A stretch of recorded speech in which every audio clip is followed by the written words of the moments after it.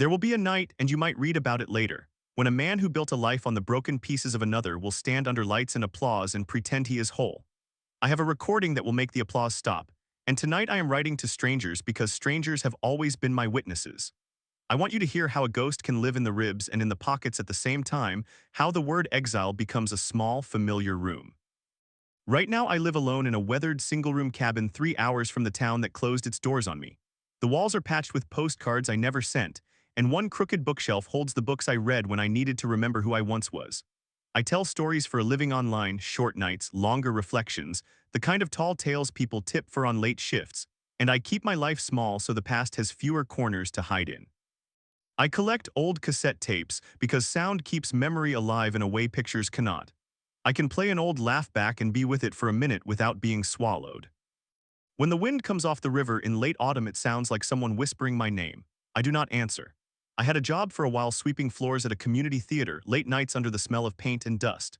Sometimes when I sweep, I imagine I'm sweeping something larger than dirt, responsibility, ash, the idea of a life I could not save. People ask me why I stay quiet, why I never call the family that tossed my name like rotten fruit. They expect rage or a movie-ready monologue. Mostly I give them small, easy answers. It is easier to be polite than to tell a room that your whole life was written by a lie. The lie is an old engine still warm in my hands. I will tell you the night as much as I can hold it without collapsing. It was a wet October, the kind where the rain made the streetlights bleed. I was 17. My brother Caleb was 20 and already moving like the world owed him something. We were returning from a party up on County Line Road where boys who wanted to feel older drank too much and pretended not to be scared. Caleb wanted his freedom like a kid with a new key. He insisted on driving, and my father had given him the truck because Caleb learned to fix things, and smiling with the right teeth made men trust him. We were going too fast. The truck fishtailed on black ice, spun, and in the duration it takes to breathe twice, everything changed. Glass was raining inside the cab, the engine coughed, and Caleb's head hit the steering wheel. There was a scream that was not mine, a woman's scream that cut the air to threads. When I crawled out, dripping and stunned, the headlights painted the world the color of teeth. My father was already there, hands on his hair, and my mother was crouched by Caleb, fingers pressed to a shape that did not belong to a living thing. The sirens came like judgment. I remember being cold in a way the body does not usually know, the numb that follows the soft parts being crushed. I remember water in my boots and the taste of exhaust on my lips. I remember hearing my mother's voice climb into the sky and carry itself like an accusation. "What did you do?" she screamed as if the roof itself could hear and answer. That line did not make sense then. It makes less sense now. They were not asking about the spin or the truck or the party. Their eyes were looking at me as if I had reached into the world and plucked fate by the throat. Caleb was taken by ambulance. They said his spine was broken, that the bottom half of him lay under a night sky like a secret. The hospital lights smelled of soap and cheap coffee. My parents spoke in clipped sentences after that, faces turned sideways as if anger could be a dish they set on the table and no one would eat it. They accused me because accusing someone is the oldest trick for covering a relief, a way to move a thing that ruins the view. I was accused because I had been the last person to hand Caleb the keys, because someone found my lighter in the truck, because a lie that simple could hold together a house if everyone pressed their hands to it. What they said in the kitchen that night was worse than everything. My father said with a hand that did not tremble that I had been drunk behind the wheel. My mother said it softer, as if she were trying to teach a child a lesson. They cleaned my room while I was at school the next day. They packed a duffel bag with clothes and a Bible. I found a note on top of the stack, short and precise: "Go away, for the good of the family, for their son who could no longer stand." They made that look like a sacrifice. They wanted people to believe their golden son had been a victim of my recklessness. Exile is a patient animal. It eats at a life in small, invisible ways. It kept me from college and from my first love. It taught me how to puncture every greeting with a wary little apology, how to make myself as small as the story demanded. People in town spat sympathy at Caleb like coins. He wrapped it around himself and made a life of it. He became a staple at dinners and speeches, the brave survivor, the son who taught everyone about courage. I watched him from the edges of pictures, a footnote in a narrative he stole. I left because they said I had to. I stayed away because it was easier to be the boy who did wrong than the man who would watch the perfect lie be polished. The ghost is not just in the catastrophe.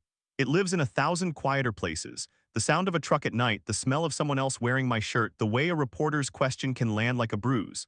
I have been living with that ghost for 20 years, learning its habits, naming its favorite hours. I have told versions of the story at bars and on open mics, always ending at the same shrug because a stranger's pity is cheaper than a family's contempt. Tonight I sit with a cassette in my hands, my mother's voice recorded in a shakier, older timbre, and a future night is approaching that will make the town look like a stage. I am not the same boy who stepped out of the wreckage. I am older, quieter, and this ghost has stopped being content to haunt only my nights. The tape is on my table, the cassette with my mother's voice, but most days my real company has been the sound of my own breath and the quiet hum of a heater that never seems to warm things the way memories do. I move through towns like a ghost with a part-time job and no address that anyone would call permanent.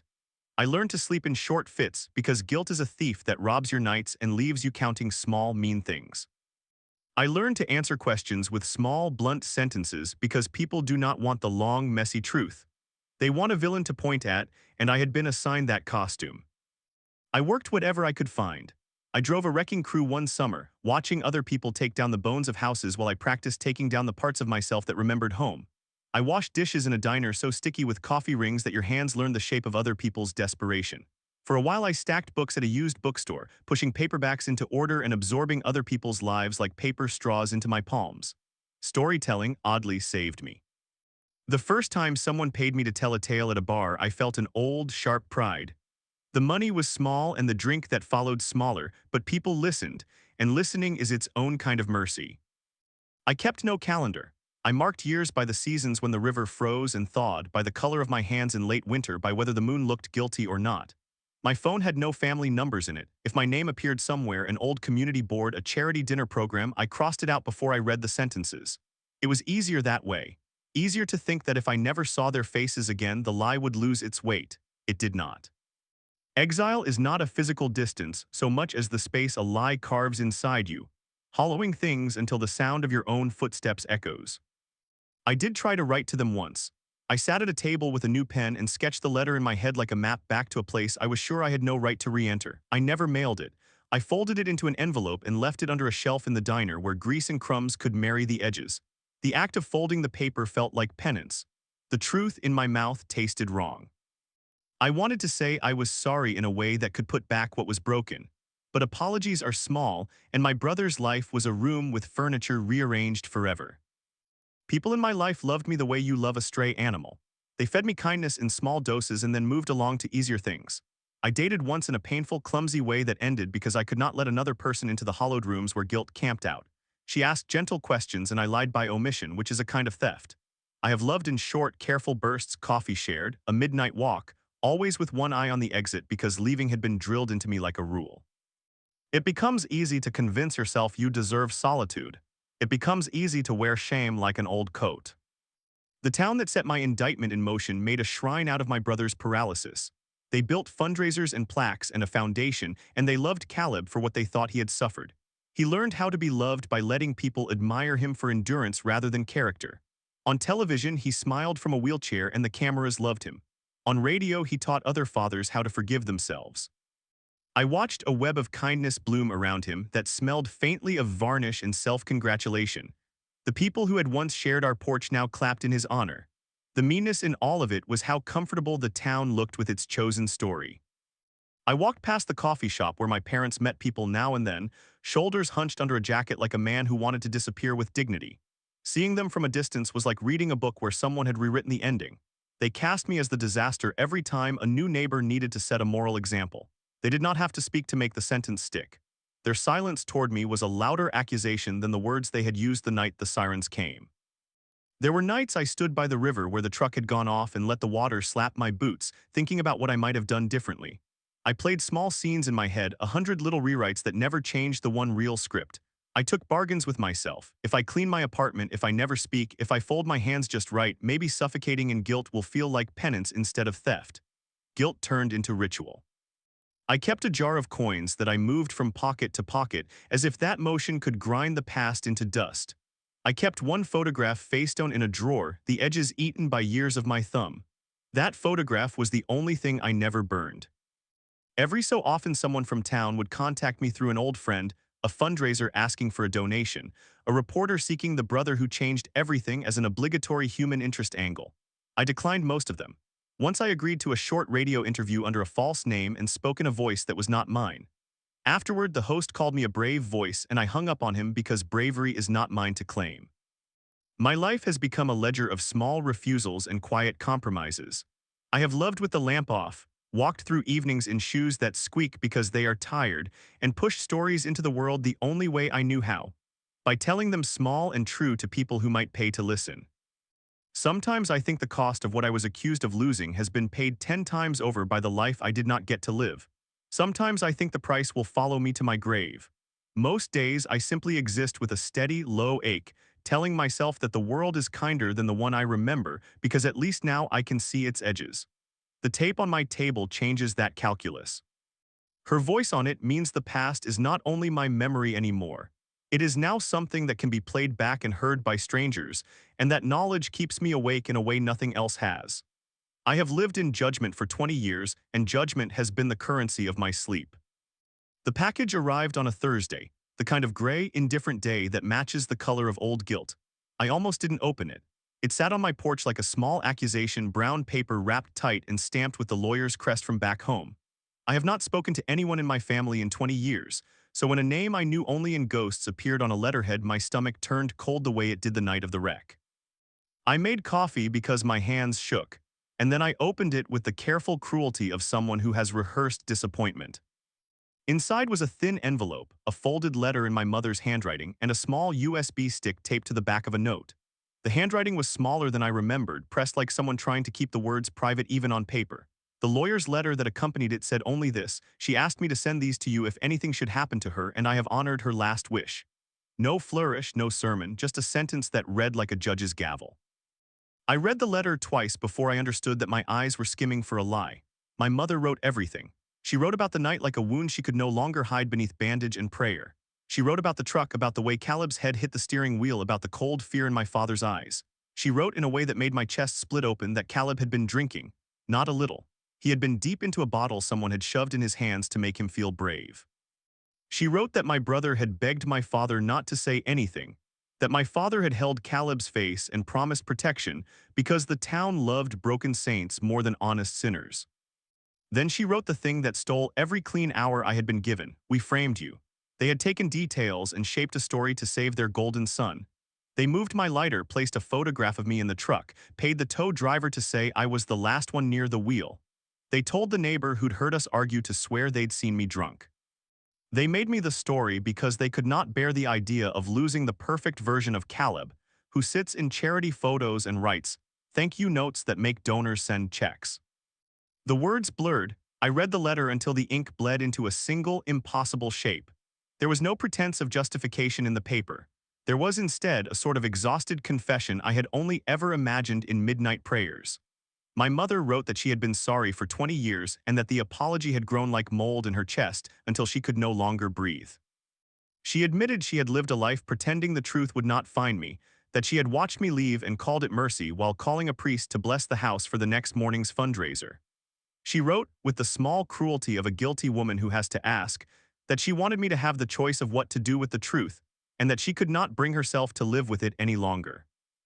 Then I turned the USB over in my palm and felt something like a decision scraping me alive. The stick was labeled in her looping hand, "For you, play it." There was no more. I had a cassette recorder once. The sound of my mother's voice could still make me dizzy. I plugged the USB into my old laptop because the little town I lived in has more ghosts than help, and because in stories you open something and the world tilts. The first file was a recording. Not the clean, rehearsed confession I had imagined, but a raw, terrible thing, my mother's voice wavering, beginning with a prayer and then spilling into memory. She described pulling Caleb from the truck and hearing him giggle like a boy who thought the world owed him theater. She described my father's hand on the truck's hood, the way his jaw worked before he spoke the lie that would become our sentence. Then she said aloud what she never spoke to me, that they had cleaned my room like they were packing away a body, that she had signed papers, and nodded while the town's pastor denounced me as fallen. There was a clip after that, a bedroom recording the lawyer had made for reasons I could not parse, where my mother argued with my father. The argument was quiet and ordinary and more monstrous for its calm. She begged him to tell the truth. He said no. He said the town needed Caleb. He said Caleb was their ticket back into respectability after years of bad luck, after a failed business and empty chairs at the dinner table. He said nothing would be as bad as watching their perfect son become a cautionary tale. I heard my mother's tears, my father's flat, businesslike reply, and then the chair scraped like a threat. The files did not stop there. There was a dashcam video from the night, grainy and violent in a way photographs are not. The camera was mounted on the passenger side console of the truck. I could see Caleb's hands on the wheel and the bottle sitting between his legs. I watched him light a cigarette, laugh, talk to someone on the phone, and then watch the road decide for them. There was also a scanned copy of a police report with ink that did not match the original copies I had seen. I could see where signatures had been altered, where someone had smudged a word and written a new one over it. Then wrapped in the same folder, an item that made bile rise in my mouth, a copy of a donation ledger from the Caleb Foundation, showing steady deposits in the years after the crash and an allocation note that named Caleb the public face. The motive sat there like a coin on a theater stage. Money buys more than silence, it buys collaboration. I lay the laptop closed on my knees and felt the room shorten. The letter and the USB together were not just proof. They were an invitation or a trap. My mother, in her handwriting, had asked me to choose what to do with what she had given me. She begged that I not let anger make me cruel. She wrote that Caleb had fragile things inside him too, that being unbroken was the only way he had to hold people close. She asked in the end that I think of mercy. They had made me leave to preserve a son they could make into a saint and a source of money and goodwill. They thought they had protected everything by breaking me. Instead, in a neat legal package, my mother had handed me a detonator. I breathed and tasted metal. I had 20 years of living under a lie, a file full of proof, and the kind, careful hand of someone who had finally decided to tell the truth even if it burned her name. The town would applaud at a gala in 2 weeks where my brother was to be honored. My mother had given me what I needed, not to get revenge, but to set the record straight. My hands did not stop shaking. I had a choice and the town would be waiting. When I first saw the gala announcement, it felt like a bad joke written with perfect calligraphy. The invitation was fancy, the paper thick, and it named Caleb as Man of the Year for his charity work. They put a ribbon across his face in photographs, like a seal from God.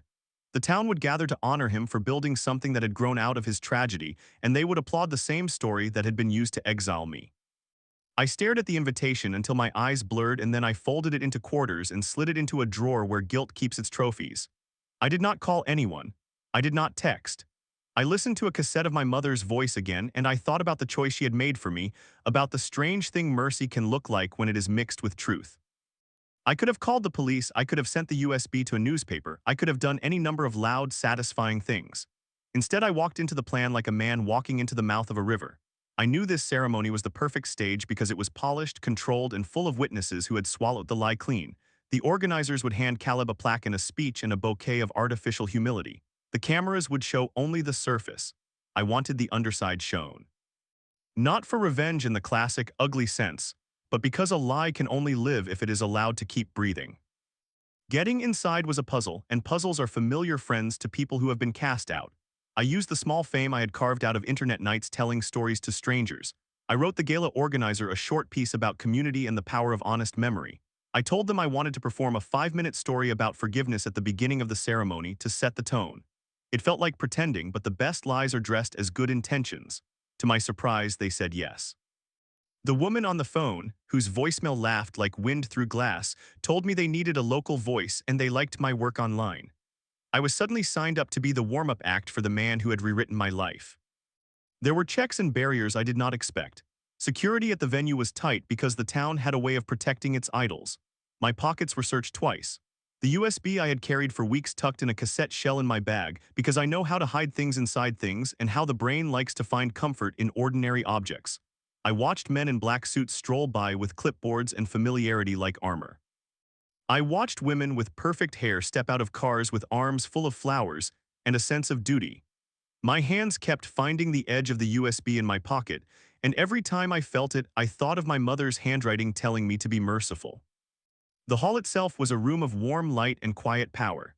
Chandeliers spilled gold onto faces that had judged me without thinking twice. Tables were arranged like islands of soft approval, and on a small raised stage sat the statue they would present to Caleb. I went early, because being early is how you learn the patterns of a place before the lie begins to pretend to be truth. I watched the crowd arrive, and among them I saw old faces that once sat on our porch, politicians that had signed every grant Caleb's foundation ever applied for, and the pastor who had once whispered at my parents' bedside to keep the family together by telling me to go. They all smiled the same honest smiles that had always made me feel like a ghost in my own life. Caleb arrived last, of course. He was rolled in on a wheelchair like a hero in a parade, head held in a way that said thank you for looking. He wore a jacket that fit him like a story fits a liar. He waved and the room clapped the sound of approval into him. Sometimes the truth is not loud, it is tidy and soft and so easy to believe when you want to be inspired. I sat in the back, my story name prepped, my speech trimmed not to be cruel. I told myself I would be calm, that I would not make a spectacle of anyone's disability, that my words would aim for the middle place between justice and mercy. I had the USB wrapped in a cassette shell taped to a book of poems in my lap, and a plan that was as simple and dangerous as a single breath. When they called me to the stage, I walked like someone carrying a small, serious thing. My heart moved faster than my feet and my hands wanted to run years into the past. The lights pressed into me like an interrogator and the microphone felt like a jury. I looked out at a room full of people who had crowned my brother with a kindness that stopped looking for truth, and I thought of my mother's words asking me to be merciful. Whatever I chose to do next would change more than one life. My palms were damp. I clipped the cassette USB to the podium and placed the player in front of me as if it were an offering. The room hushed to the silence that comes when a whole town leans forward to hear the story it thinks it already knows. The doors opened and the room shifted in the way a living thing rearranges itself when a wound appears. At the threshold, I felt every eye like a hand light sliding across my face and cataloging me the way a town catalogs ghosts. People who had known me as a boy glanced twice and then looked away as if they had seen a rat in the food line. I walked in wearing a jacket I had bought at a thrift store the week before, the kind that makes you look half formal and mostly invisible. And for a moment I wondered if 20 years could be measured by how many people noticed the fit of a sleeve instead of the face inside it. The chandeliers threw diamonds at the crowd. The camera flashes were like an offended swarm. Whispers started like a wave. I could hear mere syllables at first, his name clipped with a contempt I knew well, and then full sentences stitched into gossip. The prodigal came back, the town villain, the man who wrecked everything. A woman at a nearby table touched the locket around her neck and stared as if she could read my history in the chain. Some people stared openly and leaned toward friends as if needing confirmation that the old story was still the true one. Others looked away because they had already decided their loyalty, either to the image on the gala program or to the version of me burned into their childhood memories. I watched them watch me and felt like an exhibit under glass. Then I saw my father. He had not aged like a man who expects to be forgiven. He had the look of a man who expects to be defended. His jaw worked under his mustache, and his hand tightened around the stem of his wine glass until his knuckles were white. For a second he looked as if he wanted to stand and march to the stage and tell the room I belonged to him that I was a danger, that I was making a spectacle. There was anger in the way his shoulders hunched, slow and practiced. But beneath that anger, impossible to miss if you have stared long at the faces that taught you shame, there was terror. His eyes flicked to the manager at the door, to the pastor at the head table, then back to me as if calculating whether the man in the doorway carried a tool that could pull the whole story apart.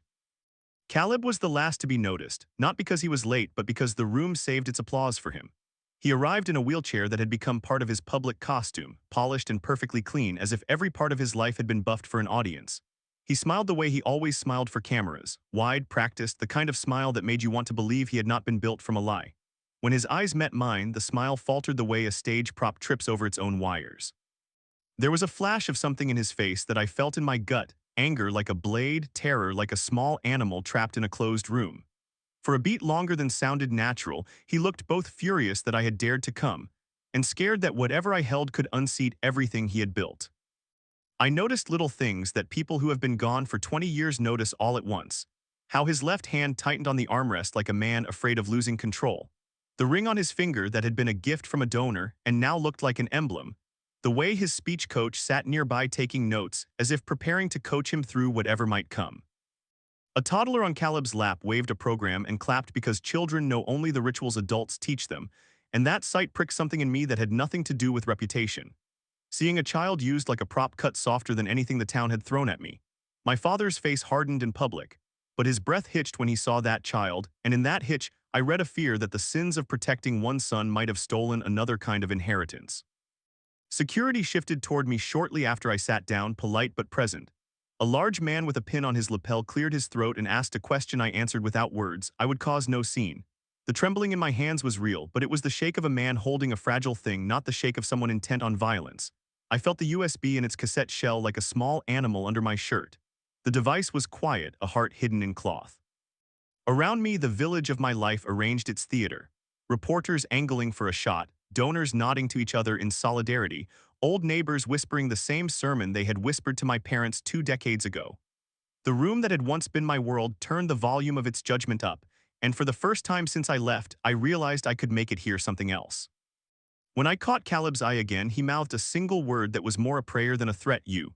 It had been 20 years since anyone had called me by that directness, and I felt the weight of it as if it were a bell tolling. My father's hand found his thigh and dug nails into linen like someone who might punch through denial. Around me, the air held a strange electricity, like a storm waiting for a fault to spark. In that charged silence, I understood how terrified they were, not just of what I might say, but of a truth that could topple their carefully arranged identities. Their anger was an armor, thin and rattling, and beneath it I could see fear making small tracks across the faces of people who believed the lie because they had to. I did not come as a crusader at first. I came as a man who had been given proof and a choice.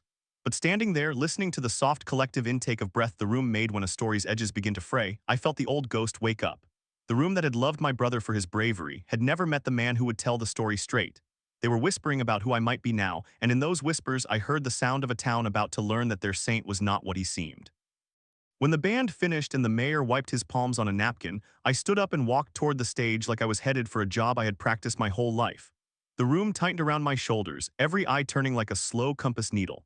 I felt the scrape of the carpet under my shoes and the weight of the cassette shell in my hand, and for the first time in 20 years my feet did what my chest had been asking them to do. People shifted in their seats. The hush that dropped was not polite. It was the sound a town makes when it knows it is about to see itself. I climbed the 3 steps and paused at the mic because you always pause, you let the air fill with expectation and then you break it. My voice came out steady because I had practiced being steady for nights when sleep was the only other honest thing I had.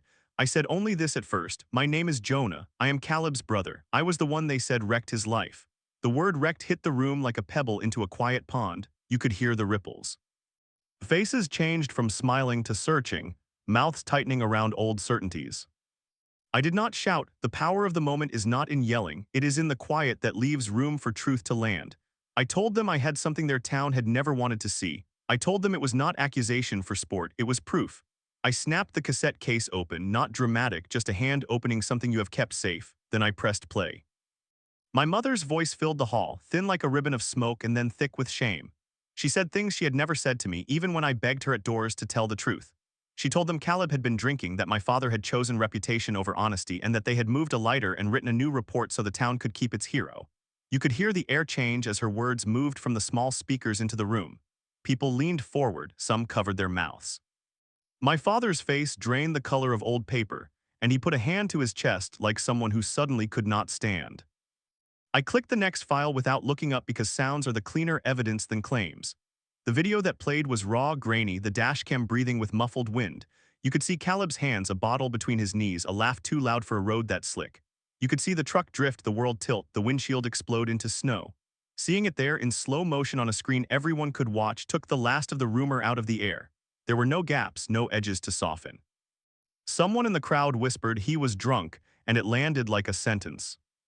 I had not expected the tow driver to be in the room, but when I held up the next file, a short recording of a man arranging payment and promising to make the story stick. One man at the back of the room stood and walked slowly to the aisle. He was the tow driver from 20 years ago, a round man with tired eyes. He said in his soft voice that he had been paid to change his statement. He said the money had come from a check with a company name that matched the ledger I then held up on the screen. People started to cough as if air could wash the words away. The ledger showed deposits, transfers, and a note earmarking funds as foundation development, with my father's business name beside it. I watched Caleb as the evidence played. At first his face was denial, fast and practiced, then a wild, thin fear took over like fog. His mouth opened, closed, and for a second I thought he would say something real. He mouthed, "You can't," as if I had no right to take the stage of the life he had built on my silence. My father stood and waved a hand as if to bat away an insect, but his legs gave under him and he sat back down with his head bowed. A woman near the front started to cry softly, and a donor whispered that they had been lied to. I did something people rarely do. I offered him mercy in public because mercy is a strange kind of force. I said calmly, "I did not come to ruin a man who is hurting. I came to end a lie that hurt all of us. Tell the truth now and I will read nothing more than what my mother gave me. Confess and I will help you find help. Refuse and the files are already authenticated." They will be posted to every feed, verified by a friend who specializes in digital forensics sitting at home ready to release them. My voice did not crack. The ultimatum was a quiet blade, choose. That line hung over the room like a bell. Someone, my internet friend, a woman named Maya who had offered to help for free because she hates injustice, tweeted the checksum I had given her and uploaded the files to a public archive. The screen behind me updated in real time. People saw the proof go live. The foundation's webpage flashed, donors' comments scrolled by like nervous confessions. Phones lit up like small altars as camera feeds began to mirror what was happening at the podium. Caleb's face went from color to nothing. For the first time in 20 years, he was not showing people how brave he could be. He was trying to find a face to make for truth and kept failing. My father stood abruptly and left the room without a word, and the pastor, who had once sat at my parents' bedside that night and whispered the town's reasoning, closed his mouth and looked down as if swallowed. The gala dissolved into urgent murmuring, people rising in fractious little groups as if the room could physically rearrange its own conscience to stay comfortable. I stepped back from the mic and did the only other thing I could think of, sit down where the audience had been sitting, let the room settle into being a room full of people who would have to make a choice. I did not gloat, I did not shout. I had walked into a town that had dressed itself in a story and I had pulled one thread. The dress began to come apart. The stage lights were still hot on my face, but the real heat was the way truth spreads in a space that has been well lit for too long. I did not raise my voice. The microphone felt like a living thing under my hand, its metal cool enough to remind me my hands were not the only things shaking. I said quietly that I had one more thing to play, a message my mother had left, and that I would let her speak for herself. The room moved closer without anyone meaning to, like it had been leaning toward judgment for so long it forgot how to stand back up. I pressed the play button, and the main screens lit with the grainy, close-up image of a hospital ceiling. And then my mother's face, smaller and thinner than in my memory. The lines at the corners of her eyes deep with a regret that had eaten years away. Her voice was small at first, the kind of voice that sounds like it might vanish if anyone spoke too loudly. She apologized immediately, not trying to dress the words, and then she began to tell the truth in the same way someone unties a knot instead of cutting it. She said Caleb had been drinking more than anyone knew that night, that he had laughed and waved a bottle in his hand like it was a trophy, and that when the truck left the road, there was not a stumble of fate but the heavy, terrible consequence of his own choices. She explained how my father had leaned over a hospital bed and decided to make a map out of a lie to protect the boy he loved, to save his reputation after a string of failed ventures and doors that closed in their faces. She named the tow driver and how a check had passed. She named the neighbor who had changed his story for coffee and favors. And she told the room plainly that they had planted a lighter and misplaced a photograph to point blame at me. As the confession continued, she began to tremble, and I could feel the room change temperature like someone had opened a door into a storm. She described the way the town needed a hero, and how the hero's chair accepted the weight willingly, how donations and applause can become a currency you can spend on silence. Then she said something I had not expected, a detail smaller than the rest but like a key turning a lock. She admitted she had seen Caleb walk once in the year after the crash when the house was dark and the guilt was fresh for everyone. She said she had helped him to the back door when he insisted on proving he could still stand, that he had taken 3 steps into the cold and then sat on the stoop crying because the world had already written his suffering for him. She told them she had put a blanket over his shoulders and begged him to let the town keep the story because it gave them comfort and money and the illusion of meaning. The camera caught her hand pressed to her chest like someone trying to stop the bleeding of a sin. Then she told the room where to find the thing that would finish the story. An old wooden box in the attic of the house on Elm Street, wrapped in an old scarf and tucked behind jars of apricot preserves. She said the box contained the original police report with the true notes, a small envelope with a letter Caleb had written in anger that had been never sent, and 2 video files on a thumb drive from a neighbor's camera showing Caleb walking across the yard on 2 separate occasions. She believed I deserved to see it all, she said, because the truth belonged to me as much as it belonged to anyone. Her voice broke and then steadied, and she begged me to be merciful because ruining a son would not fix everything else they had all broken. You could have heard a pin drop after that if the room had not been holding its breath so tightly. People stared at the screen like it had suddenly grown teeth. My father's face went pale and then red as someone watching a long-hidden wound finally tear open. Caleb sat frozen as if someone had stolen the script he'd been rehearsing for 20 years. All the softness the town had draped over him, donor letters, charity brunches, keynote speeches, felt suddenly like a costume being peeled away in a theater with no curtain. Phones raised, someone began to record. A woman at the front began to cry, and a man 2 tables over whispered a profanity, and then another as the truth lodged inside him. The clip my mother had spoken of was the last file. Grainy night vision from a porch cam showing a figure wobbling upright and taking slow, deliberate steps toward a low fence before bending to pick something up, an old baseball cap maybe or his balance. The figure was unmistakably Caleb. In the recording he balanced himself, shifted his weight, and then disappeared inside again. Seeing it there in the cold light of a camera that did not care for narratives rearranged the room's sense of what was real. The pastor who had once told my parents how to keep a family whole buried his face in his hands. The man from the foundation, the one whose name I had seen on that ledger, stood with a phone in his hand and no place to call that would fix the hollow they had built. Caleb's lips moved, but no sound came out at first. Then, like someone waking in an unfamiliar house, he began to speak, but his words stumbled and then stopped as security and staff began to move toward the stage. My father tried to shout something about forgiveness and protection, and the town gasped like it had been slapped. Someone in the back of the room was already on the phone to the courthouse, another to a local news station. The gala dissolved into a chaos of people stood up, of donors whispering about lawyers, of the foundation's PR director stepping forward with a paper bag of statements that suddenly looked like flimsy shields. I sat down when it ended because sitting felt like an honest response to something that had been forced to stand in front of its own reflection. I had not come to turn a life into rubble for the pleasure of it. The confession had been my mother's hand passing me a truth she could no longer carry. The room had heard it now. The town's neat little story had been split open, and in that quiet after the recording finished, people faced a choice that would go beyond dinner talk. Mercy, if I could give it, would not be an eraser. Justice, if it came, would not be a sound bite. The screens had shown what they had to show, and the rest would be messy, loud, and plainly human. The last frame of my mother's face faded, and the room held its breath the way a lung holds the last taste of smoke. I could feel every pair of eyes on me like weather, hot and cold and impossible to ignore. I looked at Caleb, and his face had become something brittle, like a plaster mask someone had cracked with a slow, patient hand. He was trying to remake the expression that had paid his bills and opened doors for him for 20 years, but the muscles didn't know the way anymore. I had rehearsed what I would say if the room turned on him, and when the quiet settled, I said simply, "The truth is all I ever wanted. You can keep the rest." Those words sounded nothing like a victory in my ears.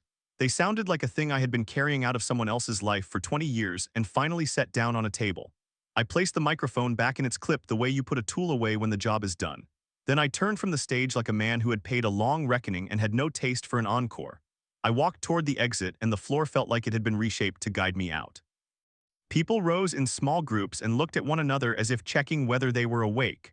Some shouted questions, some sobbed, some had the red, stunned faces of people whose religion had been a story instead of a belief. Behind me, voices shifted from confusion into accusation into the sharp currency of gossip. Someone started to cry, high and small, at a table where 2 women in silk clutched at one another like sailors in a storm. A donor, his face flushed with the oil of his own outrage, demanded to speak to the foundation director, and the director's hands shook so badly he fumbled with a prepared statement and dropped it.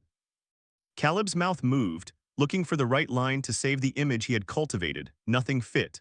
I heard my father's chair scrape back and the sound of his boot hitting floor as he stood, wild and small, not to come after me but like a man trying to stamp out a fire he had started and now could not control. Security moved with the slow efficiency I had learned to see in theaters and hospitals.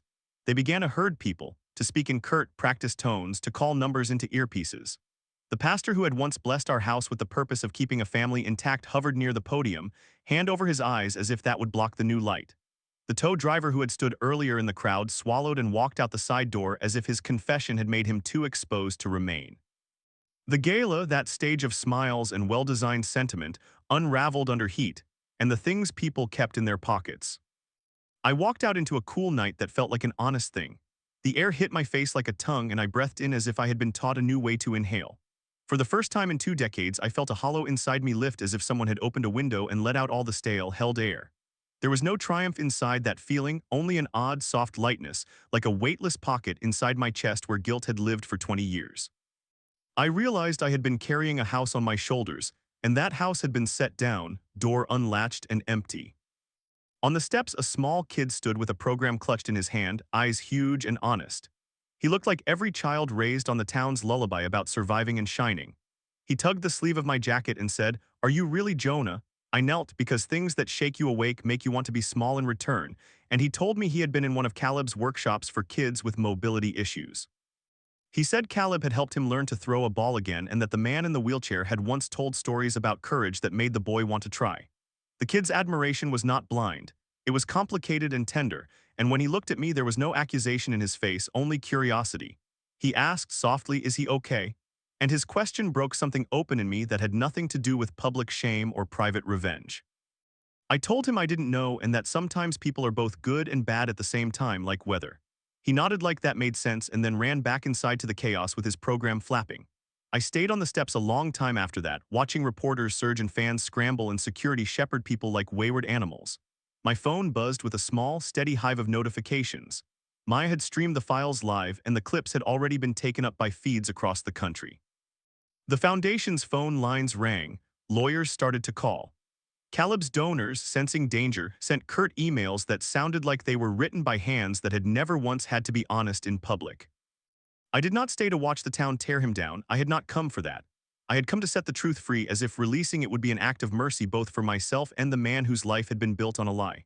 The crowd would decide how to punish him, whether to forgive or to vilify. That was not mine to dictate. My mother had given me what she could not carry. I had let the world know it, and now I wanted nothing of the applause or the gasps. The lightness I felt was not glee.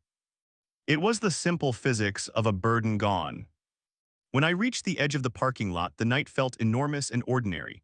I sat in my old car and breathed until the world made room for a pulse that was only mine. My hands no longer shook in the way they had when I touched a steering wheel. I put the cassette shell in the glove compartment and let the radio play a song with a guitar that sounded like a river. It was a small, private ceremony, not a headline. For the first time since the sirens and the truck and the scream, I felt like a man who had been freed from a weight he had carried for someone else. The town would split itself into new stories now, and I walked away feeling, for the very first time in 20 years, completely and dangerously weightless.